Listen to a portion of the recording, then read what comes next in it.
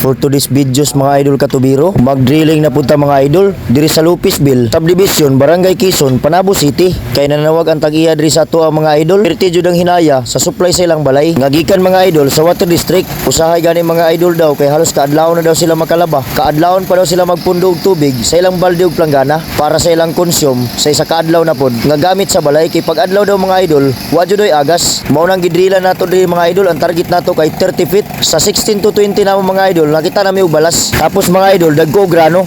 Mao na timailhan idol nga kusog kay ang tubo diri. Pero 30 man atong target diri, di kinahanglan 30 jud nato humanon mga idol. Kay kanang 20 feet karon na mga idol bisag kusog nagtubod. Pag istritan ka og init, pwede paghihapon na siya mahurot. At least kung naka 30 ta, tapos kusog ang 20, dili gyapon ta mahutdan bisag mo kusog ang huwaw. Kini noong area sa Lupisville mga idol, sa Barangay Quezon, daghan jud nig tubod mga idol. Kay tungod lulibil lang diri kay bahaonon kay diri. Pag kusog kay ang ulan, mao nang kung imong bagag diri 15 to 20 lang, pag dili niyo matarong ang casing, pwede na idol sudlon sa baha.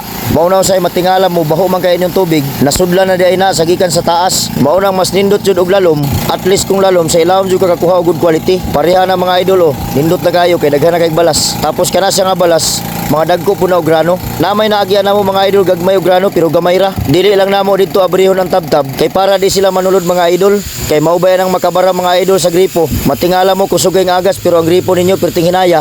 Buhangin ra dito mga idol, nabara ang mga screen niya. Tungod po da idol sa pagtabtab mga idol nga dito miagi. Mao na kami ang tirada namo. Kung asa ang buhangin nga mga gagmay ang mga grano, dili na mo abrihan amo ang housing dito. Kay para di sila na dito mangagi. Pareha na mga idol o pino kayo. Dapat likayan niyo ng mga idol. Kana diha mga idol na nami sa mga 35 feet. Amuha pa nang ipabugahag taman-taman para matanggal jud ang mga buhangin. Tapos gihuning pa na or gituyok para ang housing nato nindot og pasulod. Dili mo guot ba? Para hamloy ra kayo hulugon. Bago po ni nga balay mga idol, bago pa nahuman, second floor ni siya. Ang kapait lagi pod kay second floor, adi jud kasaka ang tubig. Igo ra daw mo agas gamay, tos taud-taud wala na pod daw. Kining diri mga idol, gitanggal na mo ang tubo nga pang drill. Kay taud-taud butangan na mo nag-housing para amuha ng pabugahan para makagawas tong mga buhangin. Amuha jud ang cleaningan mga idol para unya pag saksyon sa atong pump, dili na niya masuyop ang mga buhangin nga katong mga gaan, katong murag mga abog ba. Mauna na ang bangag niya.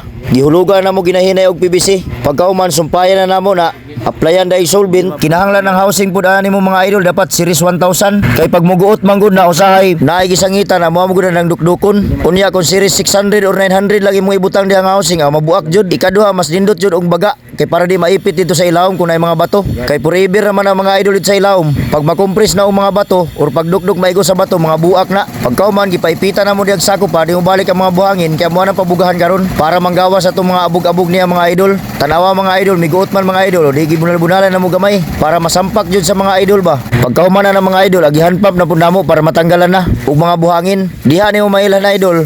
Kung hapit na mo tin-aw, kay magputi na ang tubig, digaan na lang ang suyop sa pump.